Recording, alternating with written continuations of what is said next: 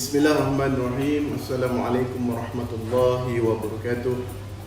Alhamdulillah Rabbil alamin.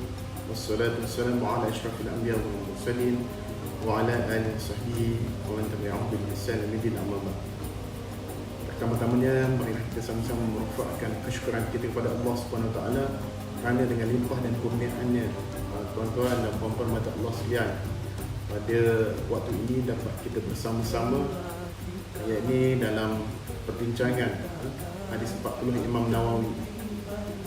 Tuan-tuan dan puan-puan mata Allah sekalian, sebagaimana biasa pada pertemuan di mana kelas ataupun kuliah kita di masjid di surau yang biasanya dilangsungkan secara bersemuka, pada kali ini kita akan bertemu dengan rakaman sahaja kerana asbab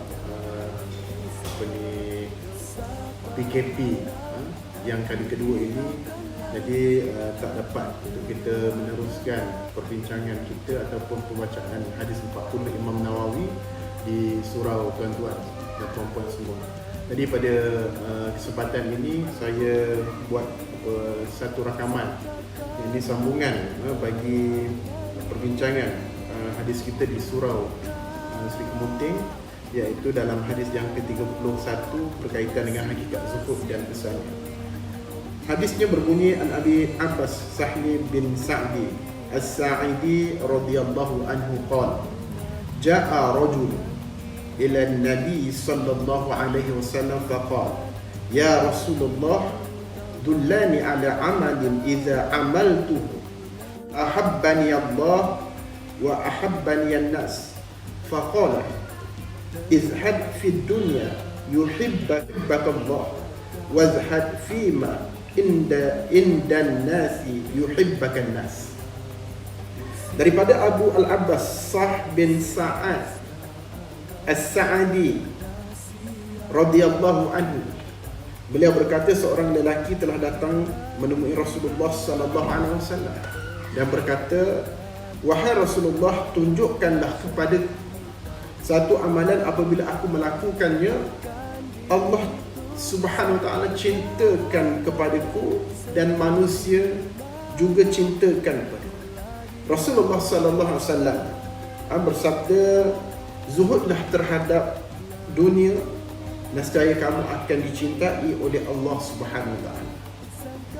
Dan zuhudlah terhadap apa yang dimiliki oleh manusia, nescaya kamu akan disukai oleh manusia. Hadis ini adalah hadis hasan yang diriwayatkan oleh Ibnu Majah dalam kitab Zuhud, bab zuhud terhadap dunia. Nombor hadisnya 4102. Yang manakala Ibnu Al-An pula menyebut beberapa orang perawi lain, antaranya At-Tabrani dalam Mu'jam Al-Kabir, Ibnu Hibban dalam Rawdah Al-Qala, dan Al-Hakim dalam bab Ar-Raqi dalam kitab Al-Mustadrak. Yang mana sebagaimana pertemuan kita yang lalu, tuan-tuan dan puan-puan mata Allah sekalian, kita telah bincangkan berkenaan beberapa kandungan hadis yang terdapat di dalam hadis ini. Dan pertemuan yang terakhir tempoh hari kita telah selesai bincangkan kandungan hadis yang ketiga, iaitu berkaitan dengan perkara-perkara yang membawa kepada zuhud. Dan insya-Allah pada pertemuan kali ini, dalam rakaman ini, kita akan melihat kandungan hadis yang keempatnya berkaitan dengan memandang hina terhadap dunia dan berwaspada dengan tipu daya. Pandang dunia memandang hina terhadap dunia dan berwaspada terhadap tipu dayanya. Pendirian orang yang zuhud terhadap dunia bertambah teguh dan kuat ketika dia membaca ayat-ayat Tuhan serta hadis-hadis Nabi sallallahu alaihi wasallam.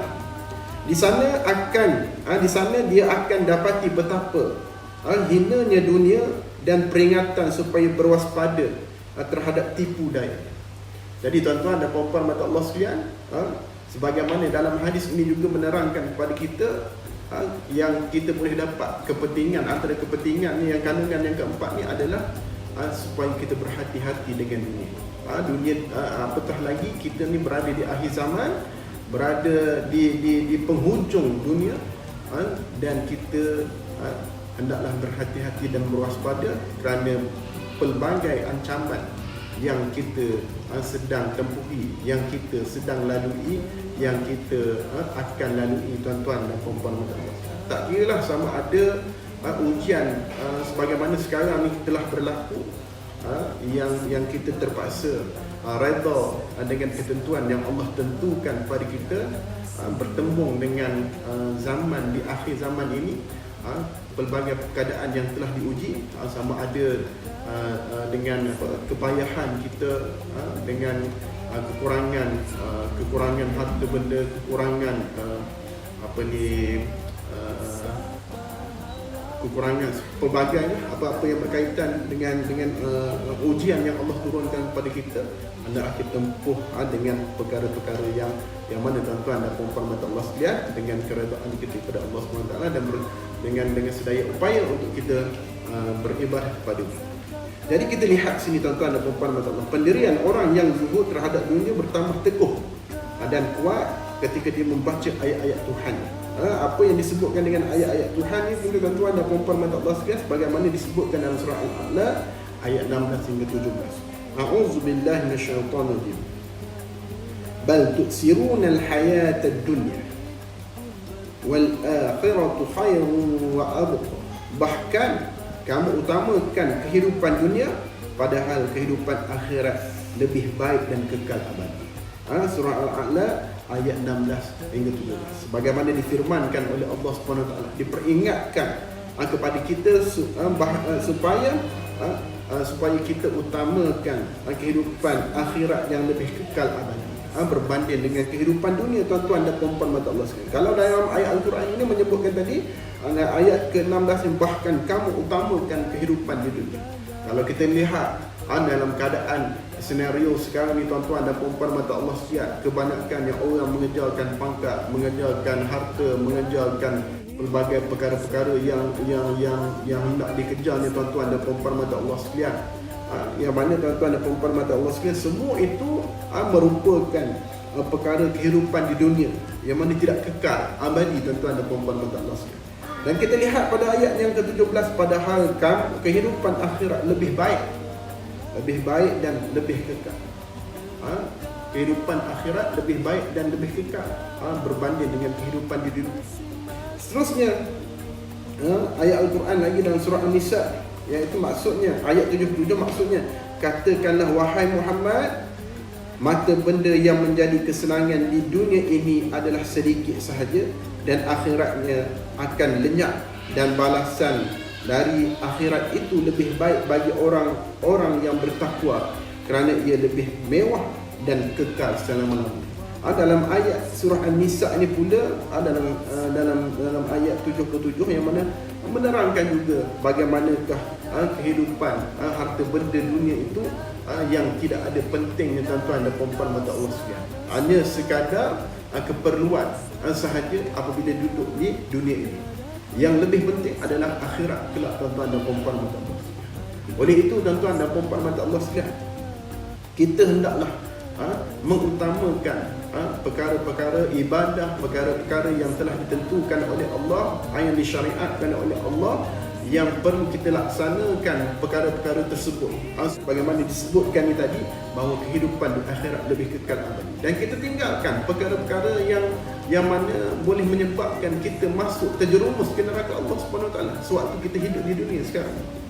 Umur kita, tuan-tuan dan puan-puan mata Allah sekalian, umpama air batu, yang mana air batu dalam, kalau kita nak guna ke tak nak guna ke air batu tu, dia tetap akan cair. Begitulah umur kita. Keadaan umur yang ada, dia tetap akan terus bertambah.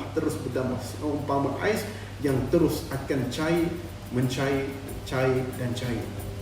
Begitulah hakikat umur kita.